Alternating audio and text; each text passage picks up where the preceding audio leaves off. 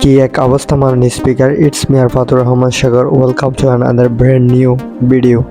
আজকে আমি চলে আসলাম কক্সবাজার রোডের নিসর্গ হোটেলে। শুনেছি নিসর্গ হোটেলের সুইমিং পুল একটু বড় সড়ো আছে, একদিকে পাহাড়ের দৃশ্য আর অন্যদিকে বিশাল সমুদ্রের দৃশ্য দেখা যায়। আর এই দৃশ্য উপভোগ করার জন্য আমরা চলে আসলাম মোট 4 জন, বাপ্পি, হেলালি আর জাহেদ ভাই। আর আমরা সবাই মিলে ঢুকে গেলাম নিসর্গ হোটেলে। নিসর্গ হোটেলে ঢোকার পরে আমরা রিসেপশনে গিয়ে কিছুক্ষণ অবস্থান করলাম।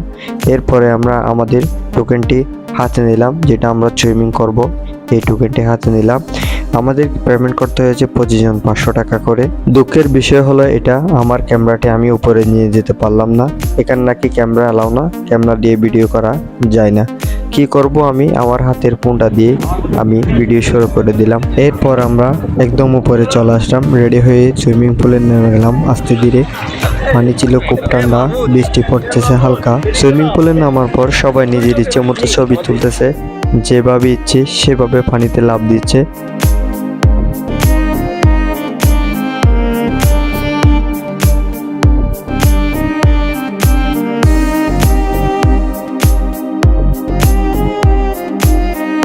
ঘন্টাখানেক গোসল করার পর সবাই শীতে কাঁপতেছে, তারপরেও ইচ্ছে করতেছে না সুইমিং পুল থেকে উঠে যেতে। এক পাশে পাহাড়ের দৃশ্য, এক পাশে সমুদ্রের দৃশ্য, খুব সুন্দর একটি পরিবেশ।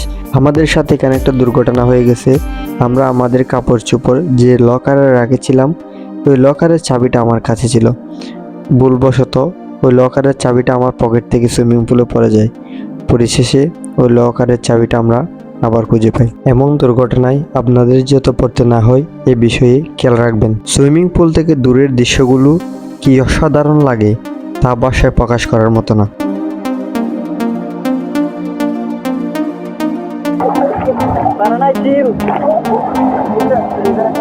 পরিশেষে শীতে কাতর হয়ে সুইমিং পুল থেকে উঠে গেলাম। সুইমিং পুলের চারপাশের দৃশ্য আমার কাছে খুবই ভালো লেগেছে।